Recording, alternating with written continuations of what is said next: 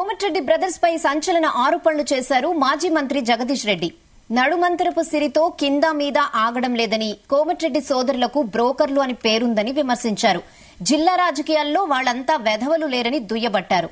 కేసీఆర్, కేటీఆర్ పై Komatireddy brothers చేసిన వ్యాఖ్యలపై Jagadish Reddy counter ఇచ్చారు. నల్గొండ జిల్లా అన్నదాతలను మోసం చేసి సాగర్ నీళ్లను ఆంధ్ర కమ్మిన అప్పటి సీఎం వైఎస్సార్ వద్ద ముడుపులు తీసుకున్న అవినీతి పరులు కోమటిరెడ్డి సోదరులని విమర్శించారు. పదవిని నిలబెట్టుకోవడం కొరకు ఒకడు, పదవిని తెచ్చుకోవడం కొరకు ఒకడు పోటీ పడుతూ ఒక వేట కుక్కల్లాగా ప్రవర్తిస్తూ ఉన్నారు. దగ్గర నుంచి గుంజుకోవాలని తమ్ముని దగ్గర తమ్ముడు రాకుండా అది నిలబెట్టుకోవాలని అన్న. కేసీఆర్ని ఎవడెక్కువ తిడితే వాడు మనవాళ్ళం అనిపించుకుందామని చెప్పి ఏ రేవంత్ రెడ్డిని అయితే వీళ్ళు కాదన్నారో ఆనాడు వాడు 25 కోట్లు పెట్టుకొనుకున్నాడు. ఇది తెలుగు కాంగ్రెస్ చేసిండు, సైకిల్ కాంగ్రెస్ చేసిండు అని మాట్లాడిన వీళ్ళు ఇవాళ పొద్దున్నే పోయి ఇద్దరు పోటీపడి రేవంత్ రెడ్డి బూట్లు ఒకడు గుంజుకొని తుడుస్తున్నాడు అనే విషయం ప్రజలందరూ కూడా చర్చించుకుంటున్నారు. రేవంత్ రెడ్డి ఆఫీసులో అటెండర్లు చర్చించుకుంటున్నారు.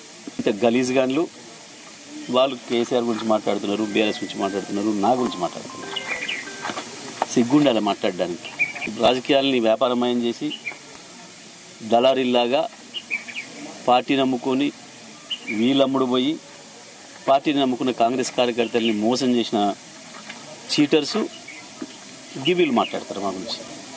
ఏ రకంగా 20,000 కోట్లకు ఆనాడు బీజేపీకి కాంగ్రెస్ పార్టీని అమ్మి ఎట్లా ద్రోహం చేసిండో కాంగ్రెస్కి ఉంది ప్రజలందరి మధ్యలో. ఇప్పుడు ఈ జిల్లా శని, ఈ జిల్లాకు పట్టిన శని వీళ్ళిద్దరు ఏ అర్హతతో మాట్లాడుతున్నారు వీళ్ళు.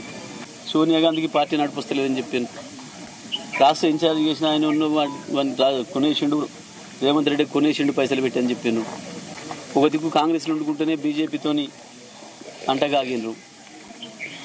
పదవుల కొరకు, పైసల కొరకు పార్టీలను అమ్ముకునే వీళ్ళు, వాళ్ళు అమ్ముకునే విధవలు వీళ్ళు కేసీఆర్ గురించి మాట్లాడారు. కేసీఆర్ కాలి గోటిని కూడా